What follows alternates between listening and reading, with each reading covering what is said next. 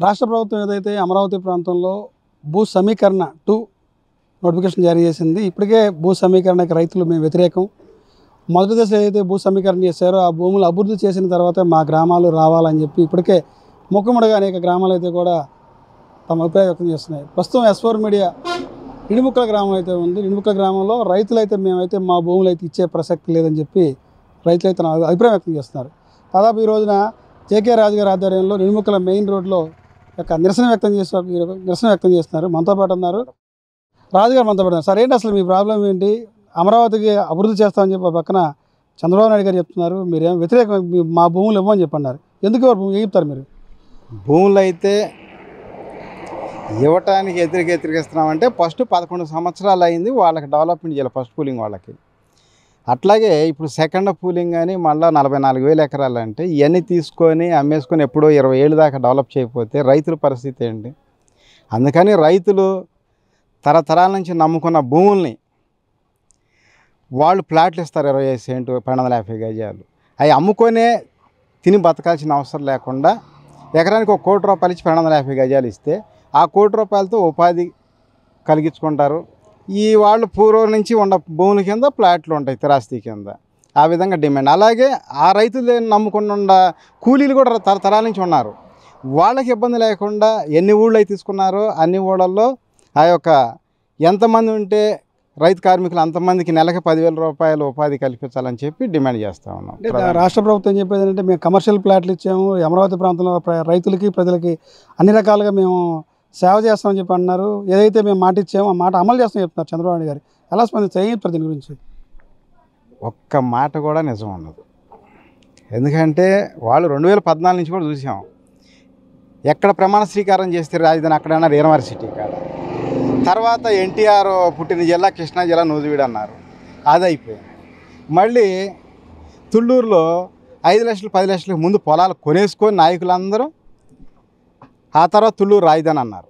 మళ్ళీ రాజధాని అట్లా కూడా రాజధాని కడితే ఎకరం 100 కోట్లు అమ్మితే ఈ రైతులు డెవలప్ కాకూడదని చెప్పి పూలింగ్ అని నెపం పెట్టేసి 1250 గజం ఇస్తామని చెప్పి వీళ్ళు ఏం చేశారు, ఫస్ట్ కొనుక్కొని 25 సెంటు రిజిస్ట్రేషన్ చేయించుకొని 25 సెంటు కూడా ఎకరం కవులు 10 సంవత్సరాలు ఇస్తామని చెప్పి ఒక ప్రకటన చేసుకొని హైప్ చేసుకున్నారు. ఆ పూలింగ్ వాళ్ళు కొనుక్కున్న ఏరియా మొత్తం ఎకరం 2 కోట్లు అట్లా అయిపోయింది. వెంటనే అమ్మేసుకున్నారు, 1000 కోట్లు గడించారు.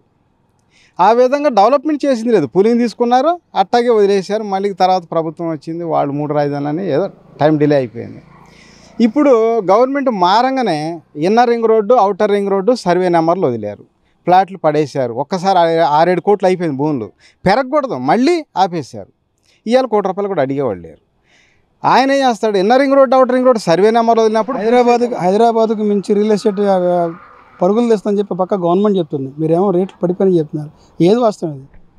ఎక్కడ భూములు రేట్లు పెరిగినాయి, ఎక్కడ కొంటున్నారండి? ఫస్ట్ పెరిగిన మాట వాస్తవం, గవర్నమెంట్ మారంగానే. ఆ తర్వాత తగ్గిపోయినాయి, అడిగేవాళ్ళు లేరు కదా. ఇప్పుడు ఎక్కడ జరుగుతున్నాయో చెప్పమానండి, ఎక్కడ లేదు, ఆగిపోయింది. 6 కోట్లు 7 కోట్లు అమ్మిన పొలాలు 1 కోటి రూపాయలు కూడా అడిగేవాళ్ళు లేరు, ఆగిపోయినాయి. ఈ విధంగా ప్రతిసారి కూడా రేటు రావటం తగ్గటం వీళ్ళ స్వార్థాల కోసం, రాజకీయ నాయకుల స్వార్థాల కోసం రైతుల జీవితాలతో చెలగాటం ఆడుకుంటున్నారు. ఇది వాస్తవం. అందుకని ఏంటంటే ఓన్లీ వాళ్ళు ఇచ్చిన కాస్త కోస్త ప్లాట్లు కూడా అమ్ముకొని ఇబ్బంది పడకుండా తినకుండా ఈ యొక్క ఎకరానికి 1 కోటి రూపాయలు ఇచ్చి 1250 గజాలు ఇస్తే ఆ 1 కోటి రూపాయలతోటి వాళ్ళు పిల్లల చదువు కానీ, పెళ్ళిళ్ళు కానీ, వాళ్ళకి ఇంకా అనేక అవసరాలు, వైద్య నిమిత్తాలు ఏమన్నా ఉన్నాయి, యథామానుగా గడిచిపోతూ ఉంటుంది. ఈ ఒక భూములు మాకు పూర్వం నుంచి ఉన్నాయి కాబట్టి వాటి కింద ప్లాట్లు ఇచ్చారంటారు. నేను అందుకనే రైతు కార్మికులకు కూడా వాళ్ళని తరతరాల నుంచి నమ్ముకొని ఉన్నారు కనుక నెలకి 10,000 రూపాయలు కార్మికులకు కూడా ఇవ్వాలి, రైతు కూలీలకి. ఎందుకంటే మనం చూస్తున్నాం, మీకు తెలుసు, అందరికీ తెలుసు, నాయకులకు కూడా. ఎక్కడైనా ఒక 10 గజాలు ప్లాట్ డెవలప్మెంట్కి ఇస్తేనే వాళ్ళు గుడ్విల్ కింద 1 కోటి రూపాయలు ఇచ్చేసి 10 ప్లాట్లు అట్టిస్తారు. అలాంటిది ఊళ్ళు ఇన్ని వేల ఎకరాలు ఇస్తుంటే వీళ్ళకి ఏమి ఇవ్వకపోతే వాళ్ళకి ఉపాధి ఎలా ఉంటుంది చెప్పండి? ఎవరో రైతుకు వచ్చిన ప్లాట్, ఒక రైతు ఒక ప్లాట్ అమ్ముకుంటే ఆయన వరకే కాస్త కొంతకాలం గడిచిద్ది. తర్వాత మరి వీళ్ళందరి పరిస్థితి ఏంది అంటే, అమ్ముకుంటేనే ఉపాధి, అమ్ముకోకపోతే ఉపాధి లేదు. అంటే పొలం టోటల్గా తీసుకోవాలి, ప్లాట్లు ఇవ్వాలి, అయ్యి అమ్ముకోవాలి, రోడ్డును పడాలి, తర్వాత అపార్ట్మెంట్ కాపలాలు కూర్చోవాలి వీళ్ళందరూ రైతులు. అదే కదా ప్రభుత్వ ఆలోచన. అంటే మీరు భూములు ఇస్తేనే కదా రాజధాని ఏర్పడేది, ఒక డెవలప్మెంట్ ఏర్పడేది. భూములు లేకపోతే డెవలప్మెంట్ ఎలా చేస్తారు? రాజధాని కట్టుకోవడానికి లక్షల ఎకరాలు ఏం అవసరం లేదండి. ఆటోమేటిక్గా ఒక 1000 ఎకరాలు 2000 ఎకరాల్లో ప్రభుత్వ కార్యాలయాలు కట్టేస్తే ప్రైవేటు సంస్థలు డెవలప్మెంట్ చేసుకుంటాయి. ఆటోమేటిక్గా ఇలా ముంబై అయినా అయినా సరే మన ఇతర రాష్ట్రాలు కానీ హైదరాబాద్ కానీ ఇవన్నీ కూడా డెవలప్ అయినాయి అంటే ఈ భూ సమీకరణ చేస్తేనైనా ఎవరికి వాళ్ళు ఇండివిజువల్గా డెవలప్మెంట్ చేసుకుని వెళ్ళిపోతారు. రాజధాని అనేది ఒక 1000 ఎకరాలు 2000 ఎకరాల్లో ప్రభుత్వ కార్యాలయాలు కట్టి వదిలేసేయాలి. అప్పుడు రైతులకు రేట్లు వస్తాయి. ఎకరం 50 కోట్లు 100 కోట్లు కూడా అమ్మిద్ది. ఈ ప్రాంతంలో ఏంటంటే ఆ రేట్లు పెరగకూడదని చెప్పి 2014 నుంచి ఇదే ఏదో ఒకటి కారణం. 2014లో అక్కడ రాయిది అన్నారు, 15లో అక్కడ రాయిది అన్నారు, తర్వాత 15లో ప్లాట్లు పడి స్పూలింగ్ అన్నారు, 16 నోట్లు రద్దు అన్నారు, 17లో GST బిల్ అన్నారు, 18లోనేమో పవన్ అన్న చిన్నబాబు పెద్ద సూట్ కేసుల బాబులు అన్నాడు, కేంద్రం ప్యాకేజీ ఇచ్చింది, అయ్యో పాసిపోయిన లడ్లు అన్నారు, మళ్ళీ తర్వాత ఆయనకేసి 3 రాజధానులు అన్నారు. ఇవన్నీ చూస్తూనే ఉన్నాం గత నుంచి. ఎన్ని రకాల ఇబ్బందులు అంటే అన్ని రకాలు. ఏదో రాజధాని వచ్చిందని పేరే కానీ ఎవరు కూడా సుఖం లేదు, సంతోషం లేదు. ఇక్కడ ఒరిగింది ఏమీ లేదు టోటల్గా. టీడీపీ ప్రభుత్వం అధికారం రావాలని చెప్పి ఎక్కువగా కోరుకుంది కూడా రాజధాని ప్రాంత వాసులే. ఒక రాజధాని కావాలని చెప్పి అనేక రోజులు ఉద్యమాలు చేశారు, కేసులు పెట్టించుకున్నారు. మీరేం ఈ రోజున మా భూములు ఇవ్వాలంటే మాకు ఈ షరతులు పెడుతున్నారు, ఏంటి ఇది? వాళ్ళు రాజధాని కావాల్సి ఒకే రాజధాని అని చెప్పి ఇక అందరు కోరుకొని కష్టపడి చేశారు. కానీ ఈ విధంగా మళ్ళీ సెకండ్ పూలింగ్ అని చెప్పి వాళ్ళు చెప్పలేదుగా. చెబితే చేసేవాళ్ళు కాదాము. మీరు భూములు వ్యాపారాలు చేసుకోవడానికి తీసుకుంటున్నారు కానీ వాస్తవంగా మా మంచి కాదని చెప్పి వాళ్ళకి అర్థమయ్యేది. ఆ రోజు ఆనాడు జగన్ గారు రాజధానిలోకి వచ్చినప్పుడు పసుపు నీళ్ళు చల్లారు, చల్లకుండా ఆయన 3 రాజధానులు అన్నప్పుడు కాదండి మా పరిస్థితులు ఇట్లా ఇచ్చే మోసపోయని చెప్పి రైతులందరూ ఓ రోజు ఆయన దగ్గర పోయి కూర్చుంటే 5 నిమిషాలతో సెటిల్ అయిపోయేది. అలాంటిది మన చంద్రబాబు నాయుడు గారు సొంత రాజకీయ స్వార్థం కోసం 5 సంవత్సరాలు నడి రోడ్డు మీద నిలబెట్టాడు రైతుల్ని. వాస్తవం కాదా? ఎప్పుడైనా కొన్ని నిర్ణయాలు రాంగ్ నిర్ణయాలు వచ్చినప్పుడు అఖిలపక్ష సమావేశం ఏర్పాటు చేసి మాట్లాడి దాన్ని సామరస్యంగా పరిష్కారం చేసుకోవాలి. అలాంటిది పరిష్కారం చేసుకుంది కాక 5 సంవత్సరాలు ఉద్యమం చేపించాడు. అదే కదా ఈ ప్రాంతంలో ముఖ్యమంత్రి పదవి పార్టీ లాక్కున్నా మాట్లాడలేదు. ఈ ప్రాంతంలో 33,000 ఎకరాలు తీసుకొని ఇన్ని సంవత్సరాలు డెవలప్ చేయకపోయినా మాట్లాడలేదు వీళ్ళ అమాయకులు. అట్లాగే ఈసారి మళ్ళీ మనం ఇంకొక 50,000 ఎకరాలు 1,00,000 ఎకరాలు తీసుకొని ఇలాగే మోసం చేసిన ఈ ప్రాంతంలో ఎవరు మాట్లాడరు, అమాయకులు. ఏడో పార్టీ లేదు, ఏడో ఒక ముఖ్యమంత్రి స్థాయి నాయకుడు లేడు, కాబట్టి మనం ఇష్టానుసారం ఏమైనా చేసినా చెల్లుబాటు అయ్యిద్ది అనే కదా చేస్తుంది. ఇప్పుడు ఏడం భూములు తీసుకుంటున్నారు. ఇప్పుడు కడపలో 44,000 కోట్ల బ్రాహ్మణ స్టీల్ ప్లాంట్ అని పెట్టారు. అట్లాగే చిత్తూరు జిల్లాలోనేమో సెల్ ఫోన్ కంపెనీలు అని పెట్టారు, కర్నూలులో సోలార్ ప్లాంట్లు అని పెట్టారు, అనంతపూర్లో కియో కంపెనీ అని పెట్టారు.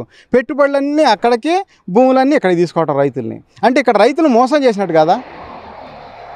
అందుకని వాళ్ళు ఎన్ని మోసాలైనా చేయని ఇలా పార్టీ పెడతానికి కూడా అదే కారణం.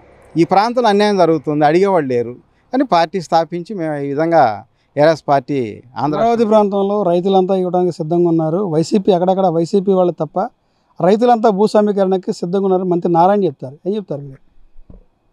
వైసీపీ పార్టీకి బీటీఎంగా ఉన్నారా? నాకు ఏ పార్టీ వ్యతిరేకం కాదు, ఏ నాయకుడు వ్యతిరేకం కాదు. మంచి చేస్తే ఏ పార్టీనైనా స్వాగతిస్తాం. ఇలాగే ఇబ్బందులు పెడితే ఏ పార్టీనైనా వ్యతిరేకిస్తాం. ఎందుకంటే పార్టీలు వేరు, ప్రజలు వేరు. ప్రజలు పాపం మంచివాళ్ళు, ఓట్లు వేసి ఎన్నుకున్నప్పుడు వాళ్ళకి మంచి చేయాలి. మంచి చేస్తేనే మళ్ళీ ఎన్నుకుంటారు, లేకపోతే ఓడిచేస్తారు. గతంలో పూర్వం ఏం జరిగేదంటే ఏడైనా అన్యాయం జరిగినప్పుడు అపోజిషన్ పార్టీ వాళ్ళు వచ్చి అడిగేవాళ్ళు, మళ్ళీ రెండోసారి గెలిచేవాళ్ళు. ఇప్పుడు ట్రెండ్ ఎలా ఉందంటే వీళ్ళు 5 సంవత్సరాల బారు ఇబ్బందులు పెట్టాలి. ఎందుకంటే వీళ్ళు ఇబ్బందులు పెడితే మనకు ఓటేసి మనం గెలుస్తామని అపోజిషన్ వాళ్ళు అంటున్నారు.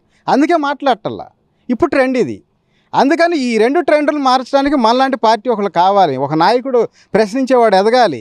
అందులో ముఖ్యంగా ఈ రాజధాని ప్రాంతంలో జరుగుతున్న అన్యాయాల గురించే మేము ఈ నిర్ణయం తీసుకొని చేయడం జరుగుతూ ఉంది. అంతేగాని ఏ పార్టీ మీద కోపమో ఎవరి మీద కోపం కాదు. ఇక్కడ జరుగుతుందో అన్యాయమా కాదా? ఏ పార్టీ అయినా సరే ఇక్కడ మంచి చేసిందా? అన్ని పార్టీలు కూడా ఏదో ఒక విధంగా ప్రత్యేక హోదా ఇస్తాను బీజేపీ వాళ్ళు అన్నారు. అప్పుడు కాంగ్రెస్ వాళ్ళు 5 ఏళ్ళు ఇస్తాను కాదు 10 ఏళ్ళు కావాలన్నాడు. ఇచ్చాడా? వెంకయ్య నాయుడు గారు హడావుడిగా వచ్చి ఈ కుదరదులే మనకి ఏది హోదా ప్యాకేజీ ఒప్పుకోమని చెప్పి 2,25,000 కోట్లు ప్యాకేజీ ఒప్పించాడు. ఇంకా ఆయన కనపడ్డా? ఆ 2,25,000 కోట్ల బడ్జెట్లో ఇప్పుడు ఈ రాజధానికి ఎంత ఇచ్చారు? కనీసం 10,000 కోట్లు ఇచ్చారా? ఇది అన్యాయం కదండి. ఎందుకంటే అడిగేవాళ్ళు లేరు. ఇప్పుడు గతంలో పవన్ కళ్యాణ్ గారు 6 నెలలు ఎలక్షన్ ఉందనగా హ్యాండ్ ఇచ్చారు. ఇవాళ మళ్ళీ బీజేపీ వాళ్ళు కలిసి మళ్ళీ పొడిచి గెలిచారు కూటమి ప్రభుత్వం. అదే పరిస్థితి డిమాండ్గా ఏదైనా చేయదలిస్తే సింగిల్ టైంలో చేయాలి. ఇవాళ బాబు గారి మీద ఉన్న నమ్మకంతో పొలాలు ఇస్తామంటున్నారు. అయితే ఫస్ట్ ఇచ్చారు కానీ ఇప్పుడు ఇయటానికి సందేహం అదే. ఏంటి మీ ప్రధాన డిమాండ్ ఏంటి అసలు? కస్టమర్ మీద ఏం చెప్తారు మీరు? ఎకరానికి ₹1,00,00,000 ఇచ్చి 1,250 గజాలు ఇవ్వాలి. ప్రధాన డిమాండ్ అది.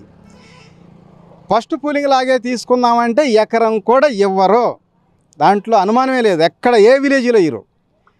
ఎకరానికి ₹1,00,00,000 ఇచ్చి 1,250 గజం ఇస్తే బాబు గారు ఆ నిర్ణయం తీసుకుంటే వాళ్ళ మిత్రపక్షాల వాళ్ళు ఒప్పుకోని ఎటు చివరిలో 6 నెలలు ఉందంగా ఆండిస్తారు. అదేదో ఇప్పుడే ఇచ్చారు. తక్కువ నిర్ణయం తీసేసుకుంటే 1,00,000 ఎకరాలు ఈ చేతిలో పెట్టిపోతారు. ఈ చేతిలో డబ్బులు పెడితే బాబు గారికి గిన్నిస్ బుక్ ప్రపంచ స్థాయి గిన్నిస్ బుక్లో ఎక్కుతారు బాబు గారు. నిర్ణయం తీసుకునేటప్పుడు ఆలోచించి తక్కువ నిర్ణయం తీసుకోవాలి. ఎన్టీఆర్ లాగా లేట్ చేయకూడదు. ఎందుకంటే ఆయన మీద ఉన్న నమ్మకంతో ఇచ్చారు, డెవలప్ కాల. కాబట్టి ఇప్పుడైనా ఆయన మీద నమ్మకంతో ఇస్తారు. ఎకరానికి ₹1,00,00,000 ఇచ్చి 1,250 గజం ఇస్తే ఇస్తారు. ఆయన ఎంతకన్నా అమ్ముకొని 1,00,000 ఎకరాలు తీసుకో, 20 కోట్ల కాడికి అమ్ముకో, 20 లక్షల కోట్లకి అమ్ముకో.